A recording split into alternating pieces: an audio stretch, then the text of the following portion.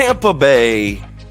We've got some of the new, some of the old, and let's see if these Bucks can get a W. You're in the Sports Lounge. And now, you're tuned into Tampa Bay's RBLR Sports. What is good, Tampa Bay? My name is Eureka Wheeler, and alongside me, wearing that pewter. Ooh, look at that fitted. As we get the music again. Ooh, no, wearing that pewter, wearing that. Ooh, looking good, man. Mr. Glazier, Chris Glazier, welcome to the program. What's good, my guy? Dude, feeling great, man. It's the first NFL Sunday in about 2 years since Hard Rock Bet has been active here in Florida. Get to gamble on some football. Let's go. It's a good time, right? Hoping the Bucks can pull it out today, but I'm excited, man. It's a good Sunday here in the Bay. How are you feeling? I'm good. This was a good week. Like I said, a little bit of good, a little bit of bad, a little bit of everything, and we will get into all that. I'm static. My boys, the Rowdies, have a brand new head coach. The Lightning, kind of up and down, but there was some good and bad. And we're gonna get into some sports cards. We're gonna get some betting, which I know you are just like on cloud 9 about. We're gonna talk some pro wrestling. It's a great time to be here in the Sports Lounge. And for you listening right now, hit that like button. Hit that subscribe button. We do content for Tampa Bay sports pretty much every single day now. We just launched a women's soccer show. We just launched our Spanish language show. So we do Lightning, we do Bucks, we do Rays, we do everything. There's a whole team of people who are giving you the content that you want. That's what we do here. We give you more of what you love.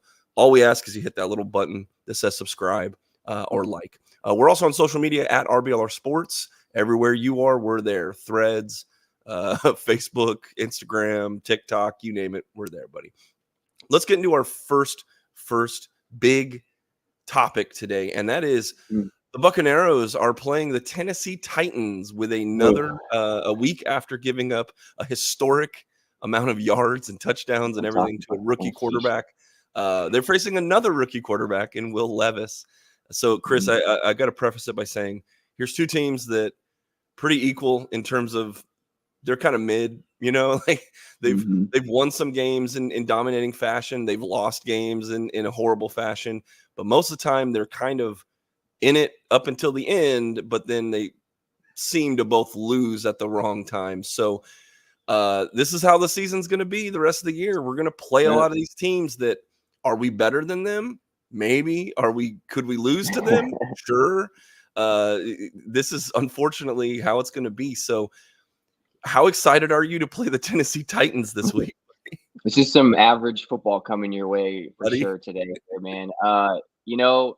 Last week was rough, right? That was brutal, right? Giving up all those yards to CJ Stroud. He set the rookie record now, so that's on the Bucs history for the rest of history until it's that rookie record's broken again, right? So it was just a rough game overall last week.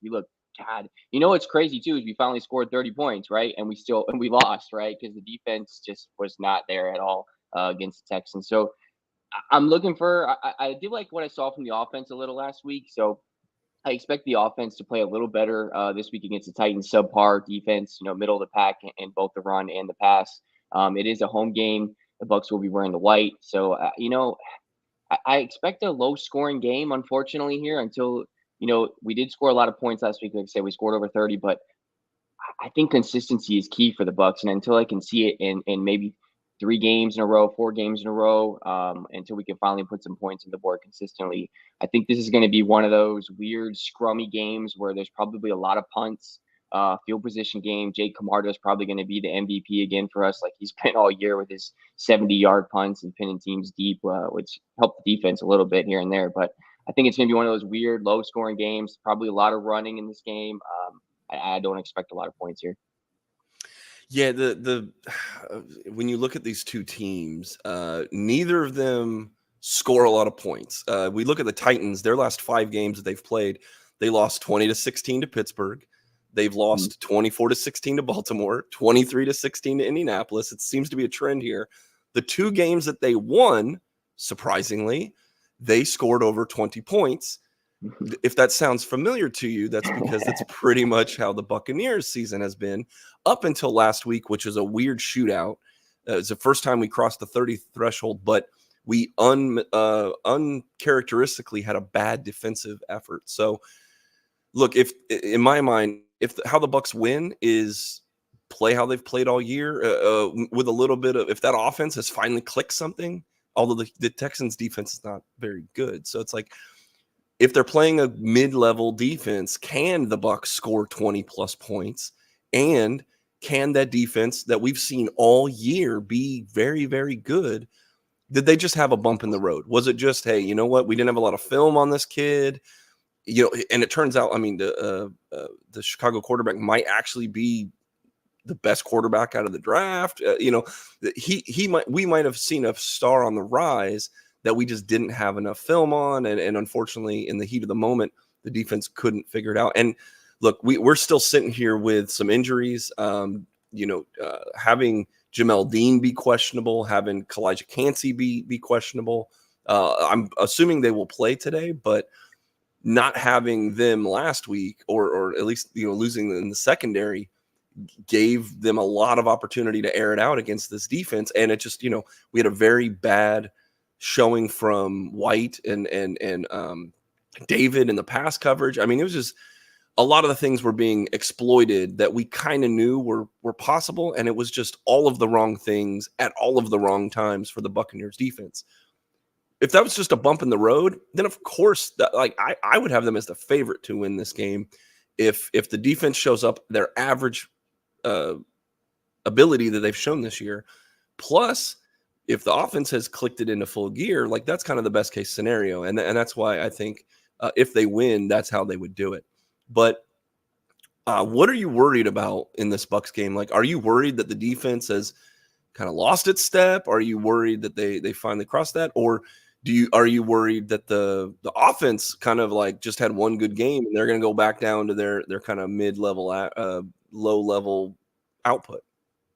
I think it's a combination of things, right? In order for this team to be successful, I think all the pieces have to work together for the Bucks, right? We're not a one-man team, right? The whole team has to play well every single game in order for us to get a win. That's just where we're at with this team, right? So I think if you're looking at Jamel Dean being out, I know Carlton Davis was questionable as well with a toe injury. If that's coming back, I mean, we're in for if Dean and Davis are out, it's not going to be good. It's going to be a rough Sunday, honestly. And Cansey's banged up again. If we got to be able to stop the run as well here, right? Derrick Henry's a monster, right? If we're missing tackles left and right, if we can't stop Henry, it's going to be a long day for this defense, because I think the Titans are going to run the ball a lot here. I know the Bucks run, ninth in the league, so I know we haven't given up too many big games, but I expect they're probably going to limit Levis's passing plays as much as they can here on the road in Tampa. I know he had a good first game, but Hopkins was a bunch of blown coverage in that game, right? Hopkins had 100-something yards and 3 touchdowns on blown coverage in that game and when Levis's debut. So I don't expect Levis to exactly go off against us. I know the Bucks have struggled against rookie quarterbacks, but my concern, like I said, is if the secondary is out, we could be in for a rough day, man. And it's going to be on this offense to play consistently, right? We showed some points last week. Now it's taking Canales some time to get this offense going, and I'm tired of seeing the run on first down. Like there's nothing wrong with passing the ball on first down, not at all. If it's moving the chains, we got to stay out of these third and longs, right? It's killing us. And Baker's a really good quarterback this year on third down, so that's helping. But the third and longs are killing us, and these 3 and outs, and the defense is being tired. So all those things have to happen today, right, for the Bucks to get this win. Because, like I said, we're a team that plays together, we win together, right? We're not a one-man team. So I think all those pieces have to come together. And right now, it's hard for me to say that the Bucks are going to win this game. Yeah, for as much as the offense did score points, they had the chance to win the game at the end of the. I mean, I guess technically they did what they were supposed to do, except they scored a little. They gave them one more. They gave the Bears one more opportunity to win the game, and the defense just couldn't hold them. With that said, though, that does fall onto the clock management and the play calling and the things that we've had issues with on offense that haven't produced the points. But now, even with producing points, they're still not doing it correctly in a manner that wins the game. It's like that I think is a repeatable. That's what I'm getting at. Is you said consistency. I'm saying I'm on that train where I go, okay, just because they did score 37 points last week, great, but should I expect that week to week now? Should I expect that? Ooh, they figured it out. They finally have the good plays and they finally have the right sauce. And to me, I don't believe it. Like you said, until you see it a few more times, I've seen enough already. I mean, we're at this point in the season where I said last week that if they lose that game to the Bears, because again, the Bears are one of these teams Texans. like the Titans or sorry, the Texans. I keep saying the Bears. To the Texans, they're a team like us. Like they're not going to win the Super Bowl. They're up and down. They're mid. We should have won that game last week, and we're in a situation now where it's like I said last week that if they're going to lose that game, what's the point of winning? Like, and I still feel that way this time. Is if we're not doing repeatable things that we're going to go on this amazing run and win our division in a way that gets us excited while we're in the tournament, that we could actually take down the top level teams. That's what I said last week. We're not at that top level. And unfortunately, we're not going to be bad enough to get anything out of it. We're just going to have this mid-level year where we're in the middle of the draft and we can't get any top prospects and we just are in this purgatory. So I think that's why we'll get into predictions, but I think that like winning this game might not be the best thing for the Buccaneers. Because it's like if we slog through another 10-13 scoreline and it's like nobody looks good and just whoever didn't trip on a banana peel won the game, it's like, what is it? And we win. It's like, and we're not excited about it. What, man, that's the most horrible purgatory to live in sports, is like you're not good enough to do anything and you're not bad enough to get any better. And unfortunately, that's where we sit. So are you worried at all about that? Like if we say we lose this game, right? Maybe I'll be a little get to my point about the losing. If we lose this game, we're now what, 3-6? Mm-hmm. And we've only won one home game. So that would have been another home loss, right? And at that point, do you start saying the T word? You know, do you start really bringing out the kind of like, do you put Trask in? Do you here's another T word for you. Do you tank the rest of the year? You know, do you kind of try to see the younger guys and what we've got before we have to gut this whole thing in the offseason anyway? I'm not a fan of tanking myself. I believe you go out there and play every Sunday, any given Sunday, right? You still got to go out there and compete. These guys are professional athletes. You know, only so many of them in the world can do it. So I'm not a fan of tanking at all. But I think the thing is for the rest of the season, right? Here's where we're at, right? The division we still have a shot, right? That's great. But once again, we win the division. Can we consistently play well the rest of the year and win the division and then have some momentum going into the playoffs? Now, if that happens, it's a different story, right? But the way we're playing right now, it's like I'm kind of looking at the draft like, okay, I kind of want to pick next year, top pick. But at the same time, Baker hasn't played bad to me, right? So I don't think Baker's had a bad year for us. So I'm kind of on the train of like, do we keep Baker next year, extend it, and then go draft elsewhere, right? Do we need to draft a quarterback or do we keep Baker here, right? That's kind of where I'm at right now at this point of the season. I'm not saying I'm fully committed on that, but that's kind of where I'm at right now with where this team is at right now, right? Because I don't think Baker's played bad. He's limited the turnovers. He's had some batted balls. Yeah, I know his height's getting to him, but he's kept the turnovers down. He's kept us in games. He's had some big runs on third down that have gotten us first downs that, yeah, it probably shouldn't come to that, but that's just the Bucs. That's just how the Bucs play football. We're always going to keep other teams in the game. We're never going to blow anybody out. That just seems to be Bucs football lately, right? So I'm kind of on that in-between line right now because there's still a chance that we can win the division, and there's still enough time in the season left for us to gain momentum and go into the playoffs. But in order for that to happen, we have to play consistently, and the play calling has to get better, right? Yeah. Todd Bowles he said they dipped away from the blitz last game. Why are you not blitzing a rookie quarterback? There's no pass rush. There's none. JTS and Shaq are invisible last game, right? Like we got no pressure on a rookie quarterback. We're not blitzing. We're sitting in this shell coverage, allowing 15 yards a pass, hoping that we don't miss tackles. You can't play like that in this league anymore. You can't do that. Clearly, right? We got torched last week.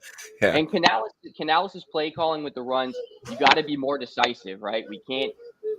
every first down, like I said, doesn't need to be a run. We can pass on first down. It's okay. It's okay to go shotgun. It's okay to go hurry up. It's okay to do those things. Don't be scared. If you're going to play as a scared OC, you're going to lose in this league. You got to take those chances, right? We got Mike Evans. We got Chris Godwin.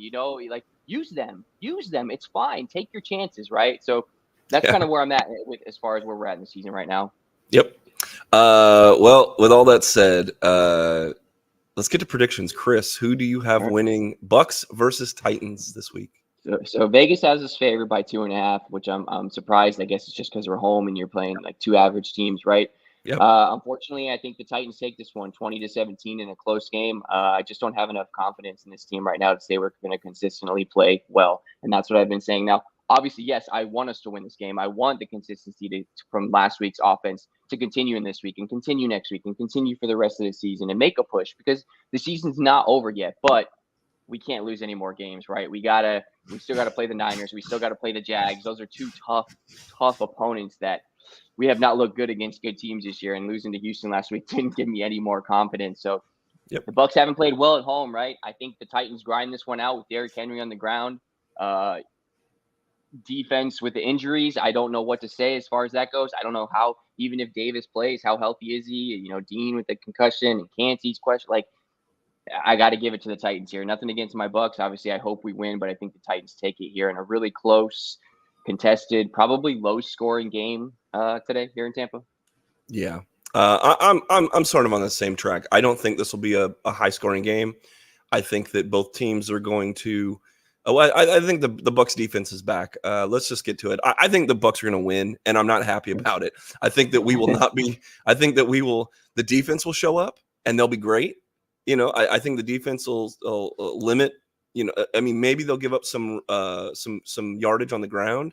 They'll give up a couple plays, right? They're going to score a few points, but I think they're going to be tough on third down. I think that they're going to limit. They're actually going to blitz this week.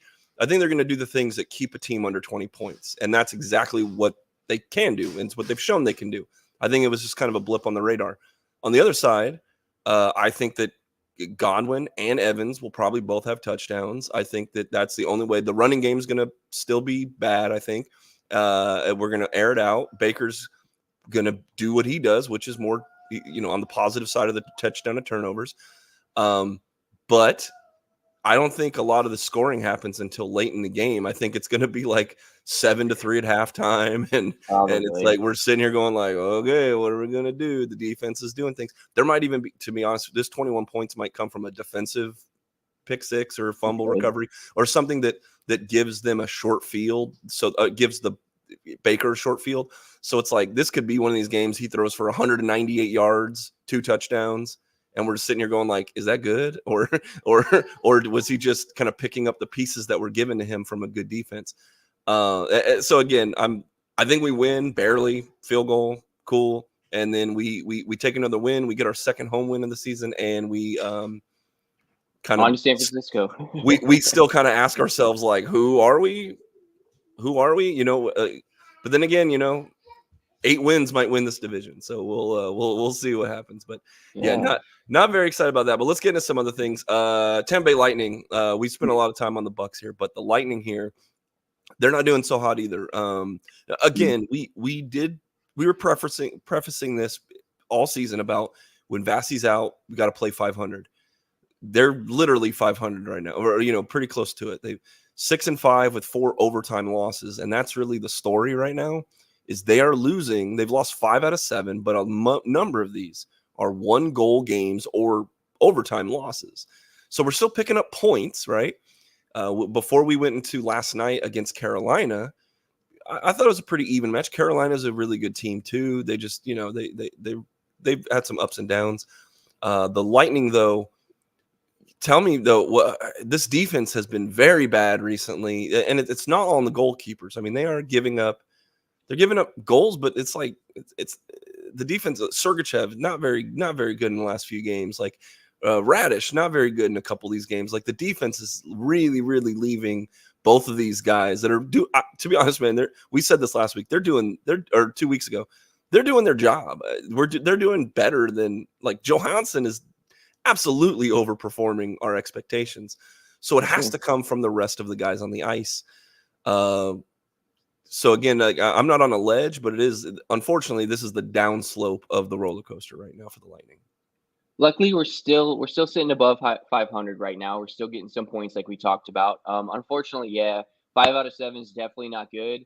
But this is what I expected with Vasi out. This is going to happen, and I know I'm not saying if Vasi was playing, yeah, we would have probably won 4 or 5 more games. I'm not necessarily saying that, but there's probably some saves in there that Vasi would have made that Johansson couldn't have, right? But Hall of also the Famer. defense Yeah. has to play better, right? The defense is allowing way too many odd man rushes. This is the same thing that was happening last year and the year before that. It's just it's too much, man. If we're gonna high pressure like that, then the defense has to get back. And we're all about bringing those defensemen up and pressuring with our defensemen. But if you're gonna do that, then someone's got to get back, man. And these line changes have got to be better too, right? Your line changes are key just as much as anything else. If you're changing lines at the right time, those odd man rushes aren't going to happen. You're off on those line changes, it's going to be rough. And Chicago scored 5 goals in the first period, which is just totally unacceptable to me, especially at home versus Chicago.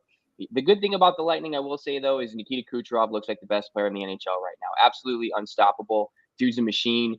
He was out with an illness last night, but I will say, though, if Cooch being out and we lose 4-0, then that's all on Cooch. That's a problem, right? Other guys got to step up. Stamkos, Point, where you at? Paul, where you at? Essimont, where you at? All these bottom guys, like, what are you guys doing, right? Where's the offense at, right? If we're 4-0 at home to Carolina, we can't even score a goal with our firepower, and just because Cooch is out, that's a problem, right? So I'm okay where we're at.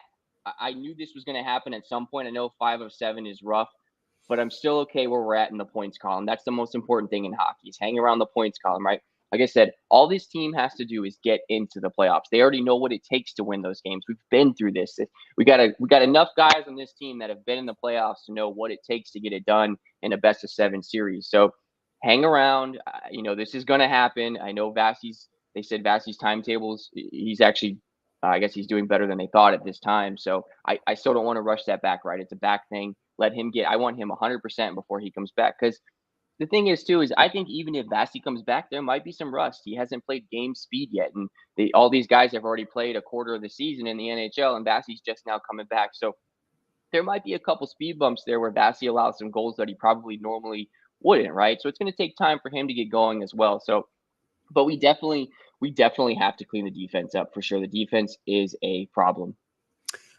I mean, I know we're strapped cap wise and things like that, but Chernak, Sergachev, I mean, a lot, Radish, a couple of these guys that I've already talked about, consistently not very good right now, just on a bad skid. If you make a move, I mean, I don't even know what the cap looks like. You would know that more than I do. Is there even room or something that you would like go get a defender, or is it? I mean, are we just wait and see until Vasi comes back and we just kind of see how that? I mean, because really, you're just asking for your Hall of Fame goaltender to come back after an injury and like make everything fine again. Oh,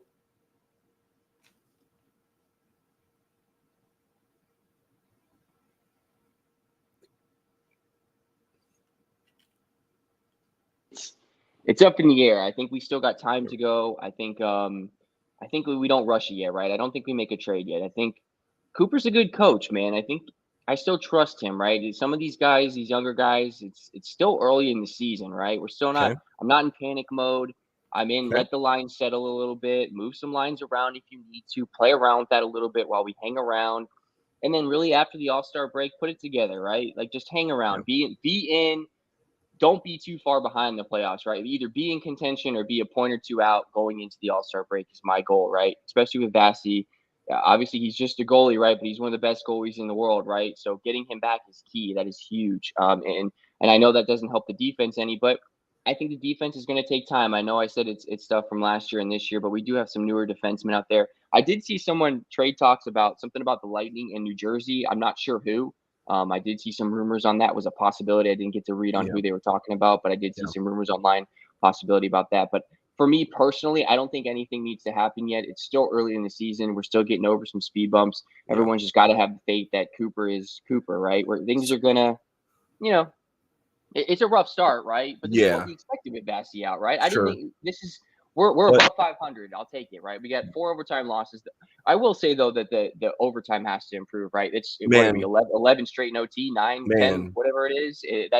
unacceptable. So that has to change. I will say that's a big Yeah. factor right there. Well, one thing that haven't ever had to really question is effort. And unfortunately, like we're seeing effort be like like I never look at the pro athletes and be like, oh, you didn't want to win that or whatever. But it just seems like they can't reach that higher gear, or they are coasting a little bit. And I mean, I can't really put that down on like a stat or something. It's just that there is this feeling in the fan base right now that for a couple of these games, they don't even show up to. They get mollywopped, like, with Carolina last night.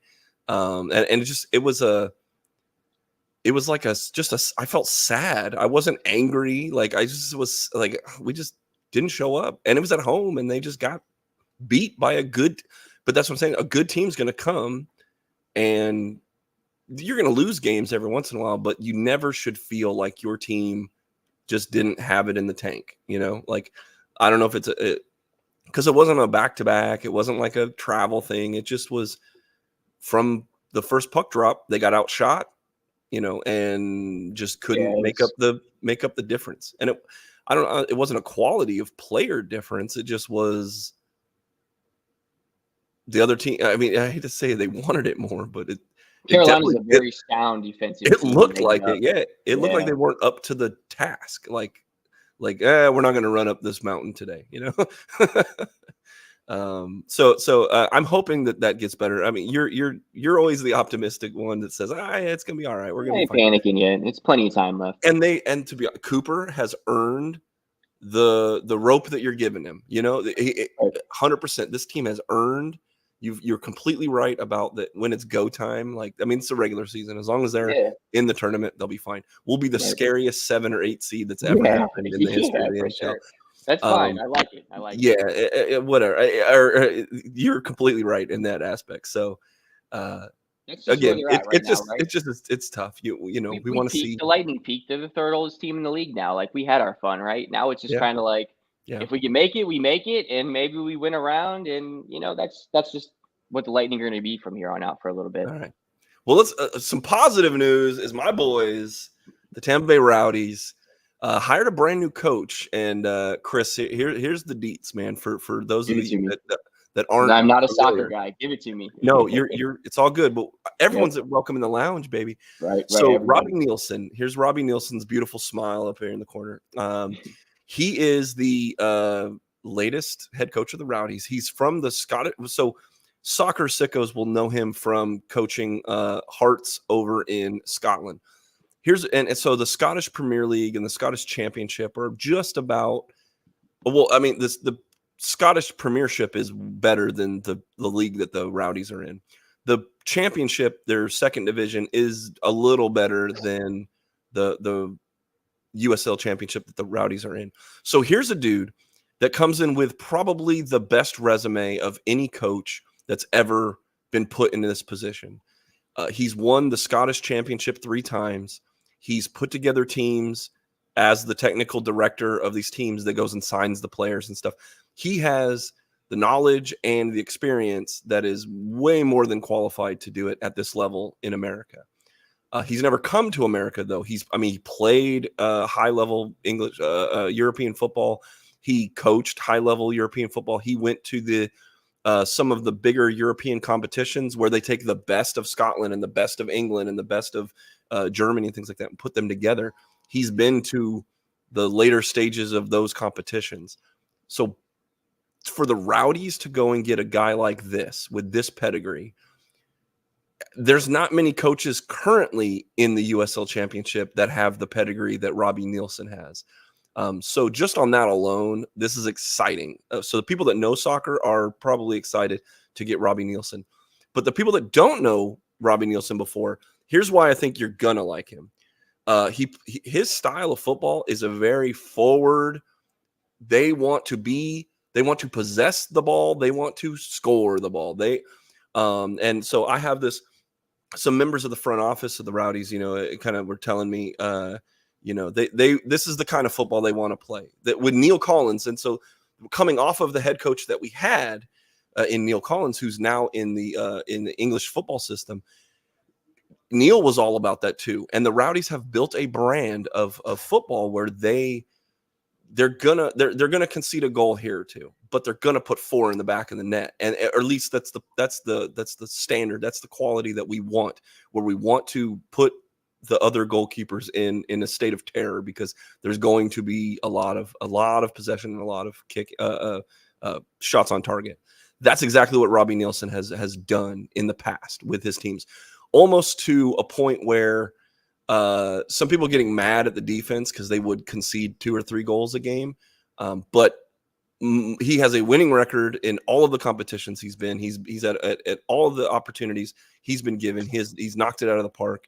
It was just kind of a change of scenery thing, why he ended up getting fired mid-season this year in Scotland.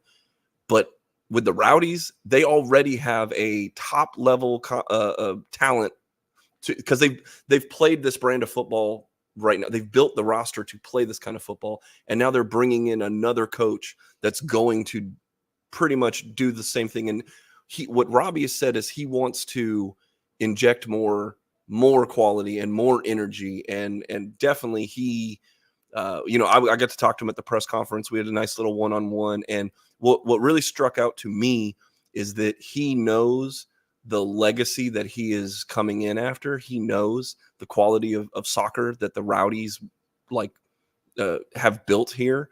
They are a first-class organization. They've brought in a first-class coach, and they want to play first-class football. And he knows that. I did not catch the feeling that he was above his head. He knows what he wants to do. He knows the team he wants to put on the field, and he wants to ingrain that into the community. So I know I sound like a PR guy right now, but of all accounts, my first impression is very, very good. Now we'll see everyone sounds good in their introductory press conference, but we'll see what happens when it's time to put the guys on the field, because he's inheriting a top class roster. We'll see I'm sure he'll bring in 4 or 5 guys from outside that we haven't seen before. We'll see how they integrate, but they're bringing back 8 of their 11 starters from a team that was the second best team in the Eastern Conference. It's one of the reasons he probably came here. You don't have to build a contender from scratch. You're getting the keys to a team that was very, very good last year. A lot of those core people are coming back, and now you just kind of have to add at the periphery, or if there's a even higher quality person that wants to come play for the Rowdies, they'll come here. So that's my long-winded spiel. I'm very excited about this. I think Rowdies fans should be very excited for this. But as a guy who doesn't know a lot about soccer, do you have any questions or anything, like as an outsider you want to know? Yeah, actually, for sure I do. How much does coaching really play a role as far as like soccer goes? You know what I mean? Like, is it a big time impact on a guy like this guy coming in? Yeah. So it's because the system. So in soccer, it's more like NFL football, where it's like, how many defenders do you employ? Because you basically have defenders, midfielders, and forwards. Right. Every team has a different philosophy on, do you put 4 defenders or 3 defenders? Because if you don't have that extra defender, do you put that in the midfield, or do you have 3 strikers or 1 striker, or what? It all depends. So coaching and the systems that they employ really, really dictate the philosophy of the team, the way that they will play, the areas of the field that they'll attack. Like it's a pretty strategic game. So a guy like Robbie Neilson, though, he's shown that he can. He does have a kind of a formation he likes to use most of the time, but he's shown that he's adaptable. Depending on the team that he plays, he'll change up his tactics, and so that will have a lot to do with how the Rowdies win or lose. So you seems like he's like, what is he, a pretty offensive minded coach? Is that absolutely? Pretty much okay. Absolutely. Okay. Yeah, they're not. So I don't think the Rowdies aren't built for this. Like the players that they have, I don't think they want to play a lot of 1-0 games. So for a lot of people who think soccer is boring, soccer hasn't been boring at Al Lang for the past 3 or 4 seasons. Man, they've scored 8 goals in a game. They've scored 5 goals in a number of games. I mean, they score a lot. There's a lot of things to cheer about with the Rowdies, and I think that Robbie wants. He said he came to a couple of the games last year. He kind of sneaks, No one really recognized him a couple times when he was here, and he was kind of taking in the sights and sounds of Ralph's Mob and Al Lang and everything. And I think he's going to definitely give us a lot to cheer for. Or at least that's the plan, is he wants to do that. So we'll see. Okay. Yeah. Well, we've talked American football, we've talked football, and we've talked a little bit of hockey. But I think this is the most you're going to be excited, because it's time for bet of the week, buddy. It's time for bet of the week. So Chris, what am I losing my money on today? Well, for anybody who has early access to Hard Rock Bet in Florida, you are able to log in and place a bet, and boy, does it feel good, right? You guys can all log in as long as you have early access to finally place a bet here in Florida. It is a good feeling. It's going to be a good football Sunday, so let's make some money. So I got the Bengals money line today, obviously at home versus Houston. Houston usually plays Cincinnati pretty well. I know the spread's at 6.5. I think Cincinnati wins by a touchdown, but I'm going to roll with the money line here. Bengals are heating up. Joe Burrow is one of the best quarterbacks in the league, if not the best quarterback in the league. It's at home. Cincinnati was awesome last week, and they striped the whole stadium in orange and black on that Sunday night game against the Bills. I thought that was really cool. So I do like the Bengals here at home. I'll take the money line here. Then I got two kind of close picks here. Jaguars at +3.5. They're at home against San Francisco. San Francisco struggled lately. Purdy has not been himself lately. So I like the Jaguars at home here. I think the Jaguars are a really, really sneaky good team right now, right? Lawrence is settling in, Intaine settling in. Christian Kirk is Calvin Ridley at wide receiver. They got Evan Ingram at tight end. I mean, that is a good offense, and that's a scary team down the line here. So give me the Jags at +3.5 at home. Then I'm taking the Commanders at +5.5 here on the road. I think it's a pretty even matchup here against Seattle. Seattle's had some ups and downs. Washington's had a little bit of ups and downs. So I think Washington can keep this game close. I know it's in Seattle, but I think Washington has enough firepower and offense to keep this game close. Seattle struggled to score some points. They got blown out last week in Baltimore big time. Geno Smith looked awful. So that puts it at +96. If you guys want to lock that in, whatever you want to put on it, 5, 10, 100, 200, you do what you want to do with it, right? Let's have some fun. I did hit last week on what we posted last week. All three did hit last week. So let's get it again this week. It's good to have betting back finally here in Florida. I'm excited. Well, that's awesome. Another form of entertainment that a lot of us like to have with sports is sports cards. But what we're going to do is we're going to take a little look at the pro wrestling world. Let's do that. Let's open some sports cards. We're big AEW guys, but I'm always a fan of the NXT brand from back in the day. So I have some cards from NXT 2017, and then we'll do some Heritage Topps 2018 with WWE guys. So we'll a lot of legends of past and present. But to be honest with you, I actually don't remember what the rookie cards were in NXT. But a number, I mean, this is 2017. I mean, we had Samoa Joe was in NXT at that time. 6 years ago, yeah, roughly. So the first card is Bobby Roode, an old TNA legend. Well, TNA is now back. Yep. Chris, did you hear that? Impact is TNA again. It is coming back. I saw that. They're not bringing back the 6-sided ring, though, are they? No, they are not. On that? No. So Bobby Roode. Here's Kathy Kelly. I like these cards. I think these are nice little promo shots. Everybody. William Regal, who left the company, then came back to the company. Here's Bobby Roode's base card. Shinsuke Nakamura defeats Sami Zayn in his debut match. I mean, buddy, this was a hell of a time in NXT, and I think it's kind of if you're an AEW fan or just a pro wrestling fan and you haven't watched this era of NXT, you do owe it to yourself.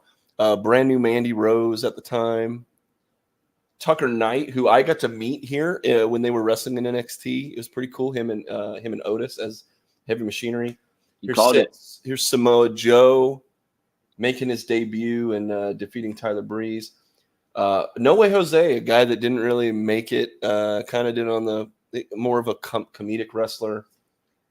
Samoa Joe turning on Finn Balor. What a dastardly deed. But Finn Balor, right? Prince Devitt from New Japan was getting his start back here. Baron Corbin, who has since he went to the main roster. They put him back at NXT. Here's a guy you might know, FTR Bald. Here's Scott Dawson, or Dax Harwood, as you would know him in NXT. Looks totally different. Wow. Yeah, man. They were part of a team called the Mechanics, and they changed the Mechanics to the Revival. And man, so there's Scott Dawson. Man, this is Samoa Joe's pack. This whole pack is Samoa Joe cards. Finn Balor and Samoa Joe as a tag team, they won the first ever Dusty Rhodes Classic. Here's Wesley Blake. Didn't really make it out of NXT. No way, Jose. So I get another Samoa Joe card. And Samoa Joe and Baron Corbin. Jeez. That's not a sign he's going to be MJF's partner, right? You buy that one hanger pack and you get all the. If you're Samoa Joe, Mark, though, buddy, right. You are having a blast. Let's see here. Bailey, there's a name. Bailey, but Hugger Bailey defeats Sasha Banks in a 30-minute Iron Woman match. I mean, at the time for women's wrestling, this was really, really, really upping the game in the WWE system. So that's awesome. Nikki Cross was someone who made her name in NXT and then is kind of an underrated talent. Oni Lorcan is another dude, big independent guy, and just never really made it. He's kind of a good hand, like a Dolph Ziggler type that would kind of be really good in the ring and then would never win, right? They never book him to win. Billy Kay, her and Peyton Royce was their names at the time, as the Iconics, just a very good gimmick that they just underutilized her, but she's a model. She's got a lot of things that she makes money on outside of wrestling. So maybe we'll see her again one day, but it is surprising she's never turned up in AEW or Impact. Apollo Crews, another underrated guy, just not very charismatic. Shane Thorne, killing it in New Japan Pro Wrestling. Again, he's one of these guys who when NXT brought in a lot of these independent dudes, and just never really. Once Vince got a hold of him, was like, nah, we're good. Tom Phillips does on Impact Wrestling. I can't remember his real name, but he's still a commentator. Jason Jordan, Chad Gable. Do you know who these guys are, Chris? No. Dude, Chad Gable is a dude you would like a lot. And actually, Jason Jordan lives here in Tampa, or at least he used to live here in Tampa. But Jason Jordan, unfortunately, broke his neck, and he now is a producer for WWE. But Chad Gable is a legitimate wrestler. Like, he was an Olympic alternate, I believe. I mean, he's the real deal. Phenomenal in the ring. And he's, now that Triple H is in charge, he's getting his kind of come up. But Chad Gable and Jason Jordan have classic 5-star matches with FTR. Just very, very, very good guys. So here's the Revival. The Revival defeat Enzo Amore and Big Cass, or Big Bill, you might know him as. Current, what's funny is Bill and Starks beat FTR to win the AEW championships right now. Here's a Shinsuke Nakamura. Here's the other one. There's Dax Wheeler, or Cash Wheeler. That's my cousin, right? So there you go. Ember Moon, she's in Ring of Honor as their women's champion. Ruby Soho is AEW. Johnny Gargano is a dude that could have come to AEW, but didn't. He is one of Triple H's guys. He's an undersized guy, maybe 5'8", maybe 5'9", but phenomenal wrestler. Him and Andrade El Idolo have phenomenal 5-star classics in NXT. Paul Ellering as a manager. Here's Andrade. You might know him as Andrade El Idolo. I just talked about him. Phenomenal wrestler who picked up a win last night. And then Johnny Gargano and Tommaso Ciampa as DIY. Awesome. And Elias, who you would think would be one of the big WWE guys, but as soon as Vince left, Elias got cut too. So last pack here, the NXT. Hey, there's our boy. We got no Samoa Joe, but there he is. Dude. Here's Shinsuke killing it. Finn Balor as the Demon. Apollo Crews. Occam from what was her name? Something of Agony, or I already forgot it. But they were a team that actually was trying to run a show overseas and get all these wrestlers, and then they didn't have the money to do it. or something like that. Here's Asuka, who is absolutely phenomenal. Has been phenomenal on the main roster in WWE. She's one of my favorite wrestlers of all time. DIY, killer story. The quintessential NXT storyline was their friendship and their falling apart and then coming back together. So, we're talking multi-year storyline. These guys, it's one of the best of all time of any pro wrestling ever. American Alpha, again, what could have been just phenomenal tag team. Nick Miller was the other guy with Shane Thorne. Billy Kay again. Here's TM61. That's Thorne. And then, unfortunately, just Alexander Wolf, another guy that was good overseas. They had one little storyline. Couldn't really do it. Tino Sabatelli, former Buccaneers safety. Yeah. There he is, buddy. Looks like $1 million, just injuries, unfortunately. Authors of Pain. That was their name, not Agony. And here's Dash and Dawson. Before they even had a name of the Revival, Dash and Dawson hitting the big rig or the shatter machine. There it is. Here's another AEW guy. There's Buddy Murphy. Killian Dane, Big Damo, another big independent guy that just sort of never really did much in WWE, and Baron Corbin. But let's see if we can get some legends here in our final thing before we. Won't be no Samoa Joe in this one. No Samoa. Well, no, there might be Samoa Joe. Could So this be. is in like the 1989 Topps style, and this is actually like a kind of a cardboard. These feel like the old cards. Here's Sarah Logan, Sonya Deville. These are good pictures. Tyler Breeze, another good gimmick. Here's Andrade. Yep. Love that. Shane McMahon. Tyler Bate, man, another undersized UK guy that could be in for a kind of a push now that Triple H is there. There's Nikki Cross. Ember Moon hitting her Eclipse. Ring of Honor. Here's Malachi Black, right? Yep. Killing it.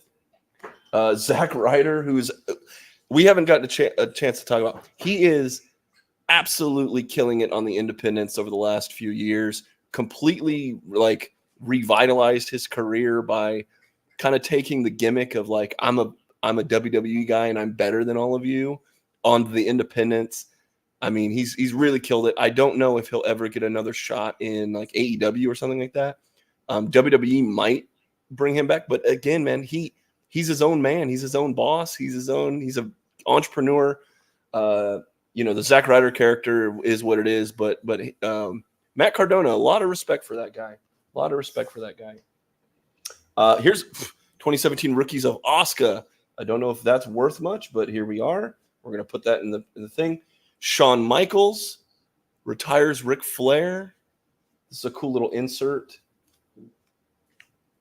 Here we go. We haven't talked about these guys. Undisputed Era. You might see Adam Cole, baby, in the middle with Fish and O'Reilly. But Adam Cole, when he returns, he might have a new stable once he returns. Yep. Benjamin and Gable. So they tried a lot with Chad Gable. They tried putting him with a few different people. They're still running that. They really haven't hit the complete thing. Look at these. Here's Adam Copeland of AEW in his Edge. This is a little different style. Card geeks will know this as like the Topps big from that era as well. It's pretty good. Here's Larry Zbyszko, the living legend. Oh wow, yeah. Larry Zbyszko. Yeah. Wow. And, here we go. Former NWA champion Ron Simmons. Killing it with both. He's got his Ron Simmons and Farouk gimmicks here. Damn. Trish Stratus. Yeah, I mean, what can you say? The model looks 10 out of 10 athletic skill, everything you'd ever want in a wrestler. And there we go. So that was our worthless sports guard breaks, but having fun there. So let me get this out of here. Whoop. But as my kid, there's a little boy. As we close up here, it is time for one of my favorite segments here as we have the last few minutes of the show. And that's to talk about, Chris, our pro wrestlers of the week. We just saw a number of these amazing wrestlers. Were any of those wrestlers your pro wrestler of the week this week? Dude, I'm giving it to the icon, the legend, Sting. Let's go. What else do you say about Sting, right? The face paint has always been a iconic thing. Even as a kid growing up, like I would wait for him to be in the rafters watching WCW, and then Wolfpack Sting back in the day. Like Sting's had so many characters, and he's done such a good job at everything he's done.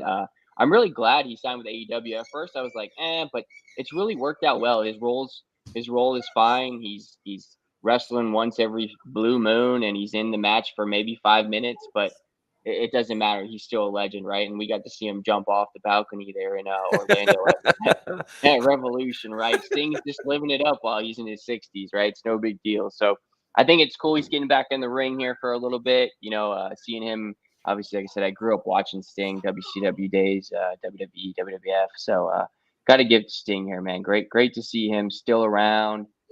And being in the ring, right? It's really cool to see Sting in the ring at his age. Like I said, he's not in for long, but he's still there, right? That's all that matters. And him and Darby combo has been cool. So got to give it to Sting here. Love it. Yeah. I mean, what can we say about Sting is they had what was great is they had a nice little squash match. Well, so that he could be in Portland for the second time ever. It's the second time he's ever wrestled in Portland in 30, 40 years or something like that. But what they did is they the jobbers in that match, the Outrunners, just were phenomenal. Come on, Chris, if they told us, okay, hey, you guys are going to go get beat by Darby and Sting in 45 seconds, we'd be like, hell yeah, let's go. I want to take the Scorpion Deathlock. No, I get to take the Scorpion Deathlock. So these guys got to hang out. But Sting I love this retirement tour that he's on.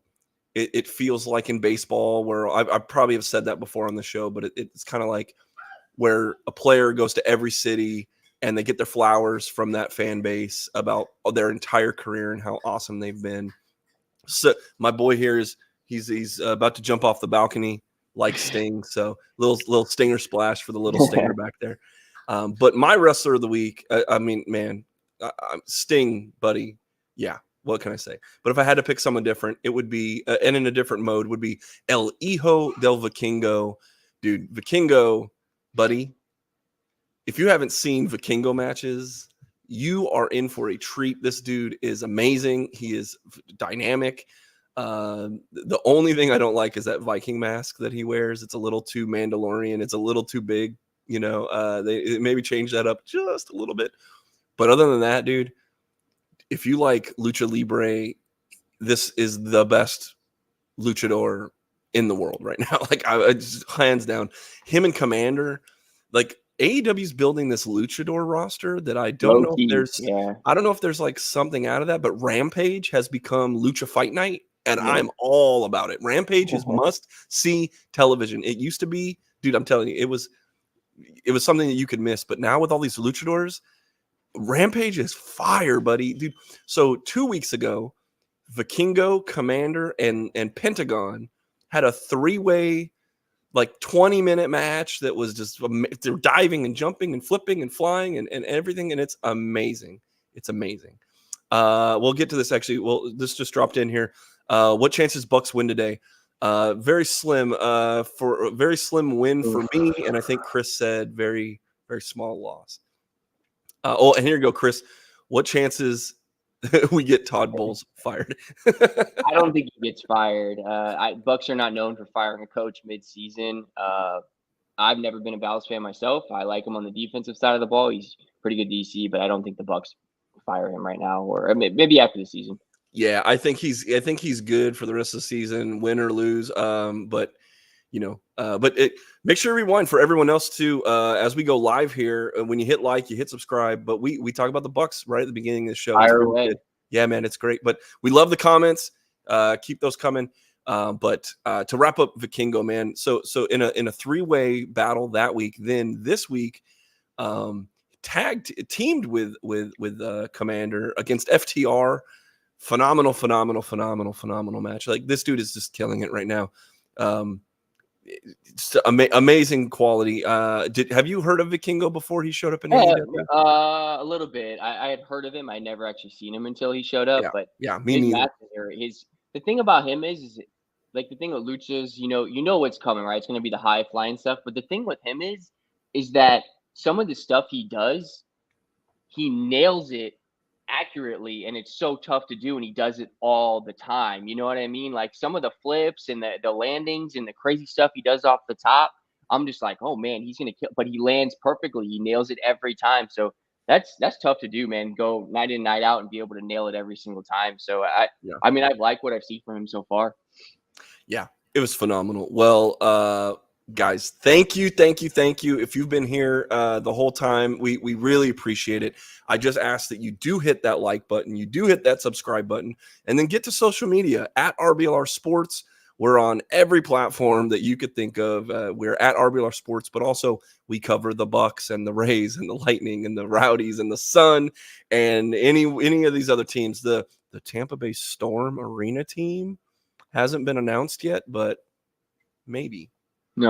Maybe you're going to hear arena football is back in Tampa. Oh man, I wish. I don't know if we'll do a podcast about them, but we definitely on the lounge we would probably talk about that. We talk about everything here on the lounge. Again, we talked football, we talked hockey, we talked soccer, we talked sports cards, we talked betting, we talked pro wrestling. What else do you want? Give us drop that in the comments. What else do you guys want to see on the lounge? But Chris, final thoughts, man, before we get out of here on a beautiful Sunday in the Bay. Man, I hope the Bucks can pull it off. I hope the offense can consistently play well today. I hope the defense shows up. I'm just hoping for a win today, man. I'd really like a blowout and some kind of confidence booster going to the rest of this season. Because like I said, it's not over yet. It's not over. It's not over until it's over. We still have a shot at winning the division. Yes, I know it's a long shot, but Atlanta, New Orleans, Carolina, Bucks got a shot, right? It's just going to be if we can consistently play football for the entire game and play as a full team. That's what this is going to take for the Bucks to be successful here and continue this season strong. So just looking forward to hopefully a good competitive game today. I'd like to see the Bucks get the win, but I just don't think it happens. Well, hit that like button. Hit that subscribe button. I hope that I'm right in winning and wrong. Oh, yeah. I hope that I'm right that we win. I hope that I'm wrong that it won't be decisive. So for Chris Glazier, I'm Eureka Wheeler. We are RBLR Sports. We appreciate you hanging out. We'll see you later. Go get you some local beer, buddy. We out of here. Thanks for hanging out. It's Glow.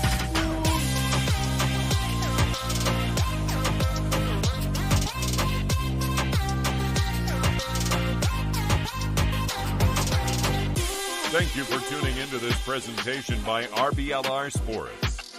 On your way out of the stadium, please remember to like and subscribe.